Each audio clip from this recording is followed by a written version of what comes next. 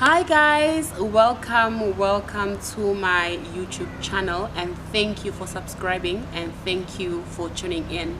So today I'm gonna talk more around my book and the choices I made to even choose the title of the book, and to also incorporate the stories that I have written about from my book.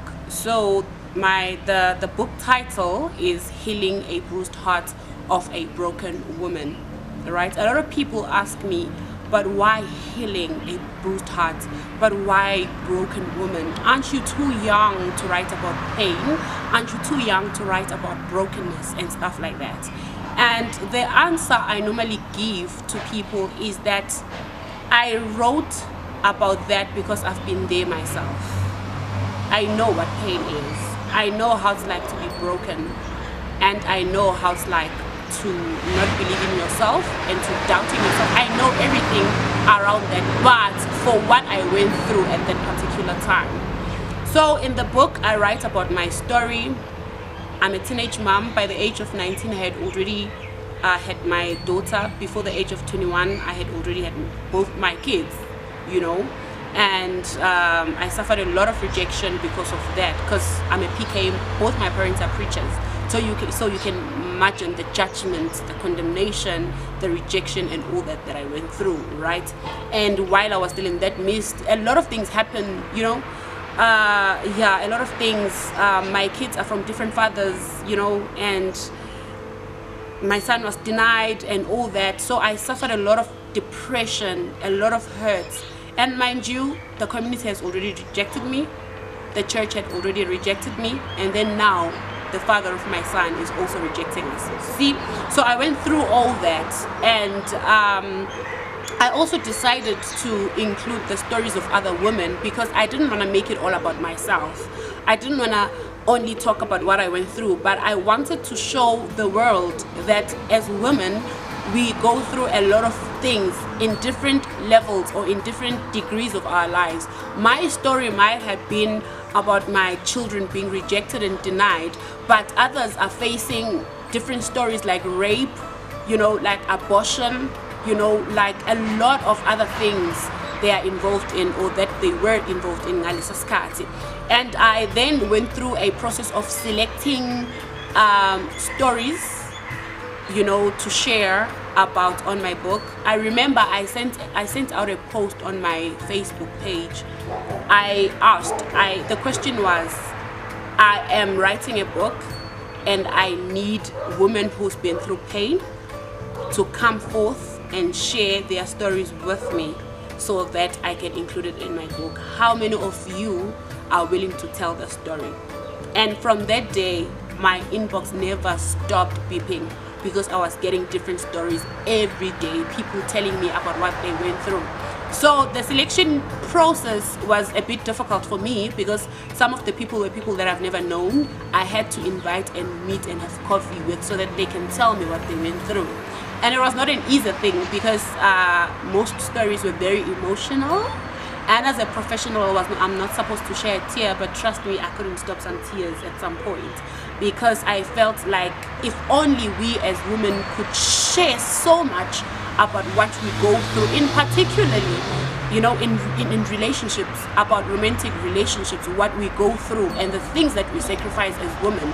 If we could share that, trust me, I believe we would see by a single person, maybe let's say one person reads a certain story, it's either they will relate or they know someone who relates, or maybe in future they will come across that. And if we share our stories, people will be able to learn a lesson, a thing or two from what we went through.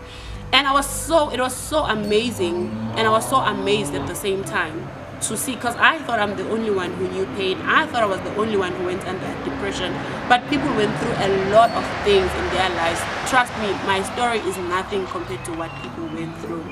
Some share about the reasons why they had to abort their children, right? Some share stories about rape, your own uncle raping you from the age of 7. Some people shared about being rejected for no reason by a man, being cheated upon, and stuff like that. So I had to select the top 5 that I believed was going to help a lot of people, and to select a top 5 that I believed was common to everyone before I can move on and share more, you know, on other stories. So I went through that selection process. So in my book you will find that there's my story, and but it's half of it, it's not everything, it's just half of what I've went through. And then I've also included 5 more other stories from different women.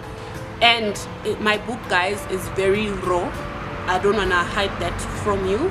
If you are a sensitive reader, you will have to forgive me, because at some moments you will need a box of tissues, because they are raw, they are not filtered, the stories are not filtered, are not you know, are not added, or there's nothing that was minused or subtracted from the story. It's as raw as how they were told, right? The reason why I chose to not filter these stories, to put them as raw as possible, was because sometimes we sit on our problems, and when we talk about what we went through, we just speak about the high level, you know, and not about the nitty-gritties of the actual events that happened. And then it's going to be a little bit misleading, because people will then judge your decisions on why you had to decide the other way. Or for an example, why did you decide to have an abortion? Because you never had a moment to drill down into your story and to share every event, you know, that made you to do what you did. So I unpacked it on a very drilled down level, low level as far as we could go, and also as raw as possible. So at some moments I was very skeptical to even publish it, because I was thinking about my reputation. Remember, I'm a preacher, and remember, I'm a pastor's kid, and here I am sharing about all these things. I was also at some point, I was like, oh, people maybe will have a different perspective about me, people will judge me, but I made sure that my mom and dad read the manuscripts, right? Because I wanted to vet it with the elderly to say, if my mom read the book, if my dad read the book, what are they going to take from that? And they also shed a tear. Okay, I'm saying that low because, you know, they're old. So and then after that they approved it. They were like, go ahead, the world needs to hear these stories. And then elderly people are buying books from my church, abantu abadala bayayithenga incwadi, and they read those books, and they say to me, thank you, Faith, for highlighting such things that we never knew about our children. And now through your book, we know what our children go through.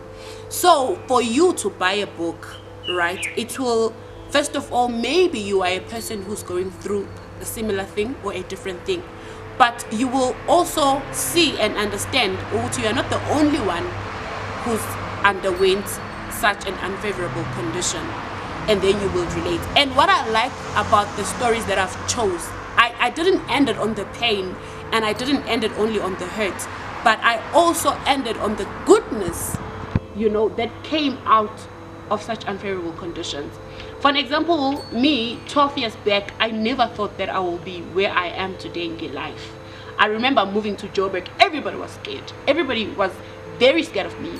A lot of people from church went to my mom and dad, and they, you know, told them, don't send your child to Johannesburg, otherwise she'll come back as this and that and that. I was also scared for my life, because people had described Joburg as this pit of hell, you know, that only the strongest can survive. And at that point of life, can you imagine, I was not the strongest, I was the weakest person, because I was still undergoing through depression and all that.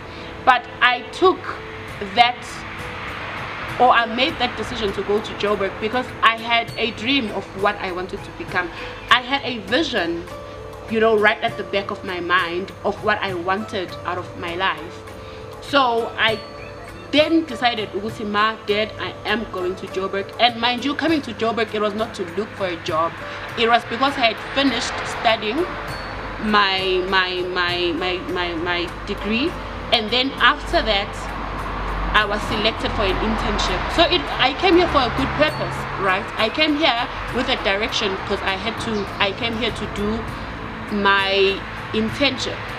So I got that internship. So that is when my life had a total spin and a total turnaround. And then when I got that internship, I was like, God, I am going to prove people wrong, and I am going to make the best out of it. And every day, like literally, I lived every day to prove a point to myself that, Faith, you are better than what you think you are. And every day I lived to prove a point to people who never believed in me that, you know what, I am just gonna prove them wrong. And that mentality, even though I said those things out of anger, but that mentality drove me to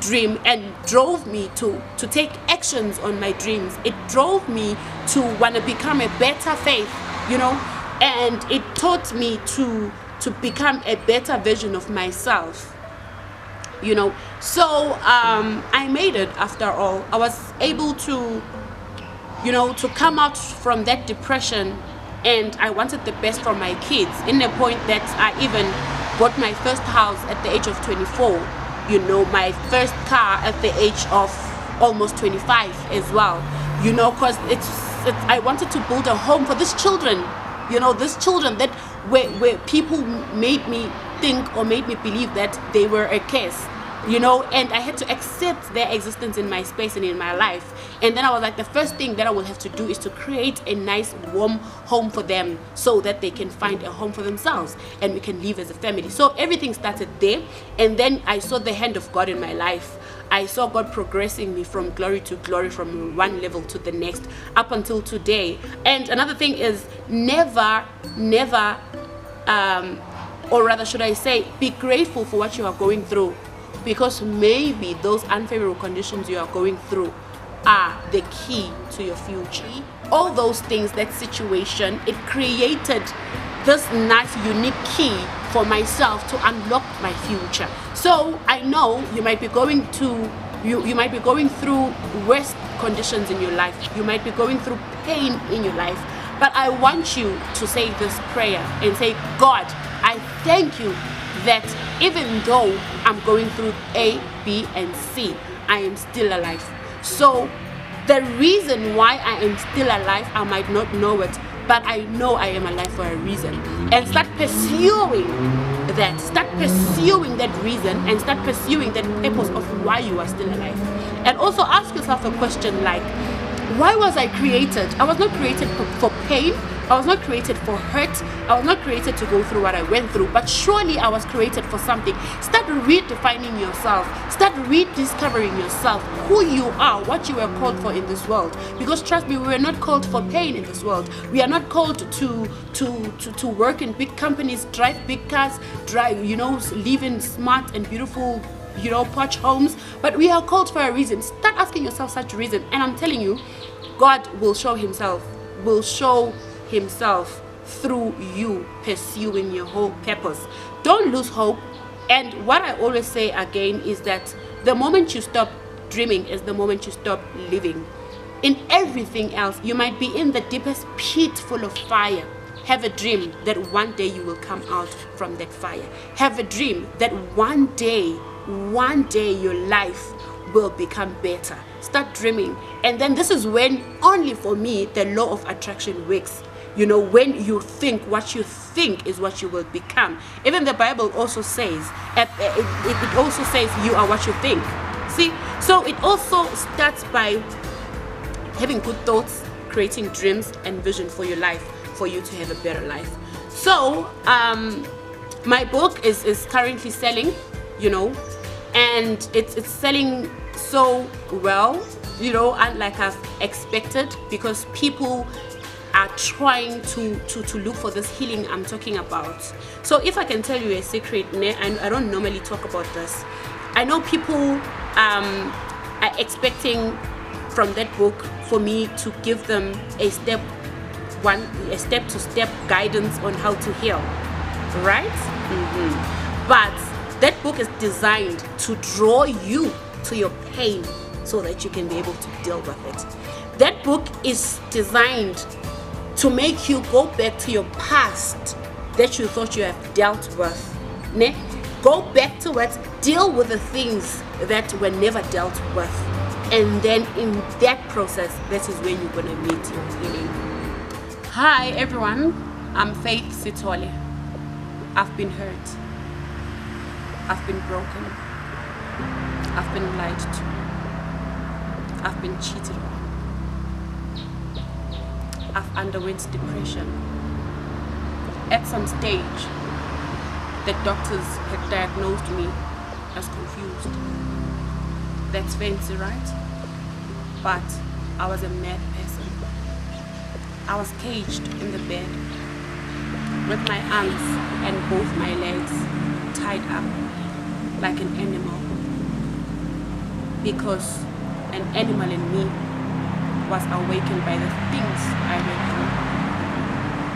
But in all that, I found healing.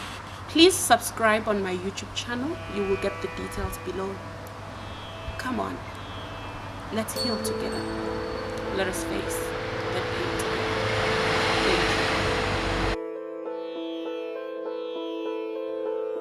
Thank you.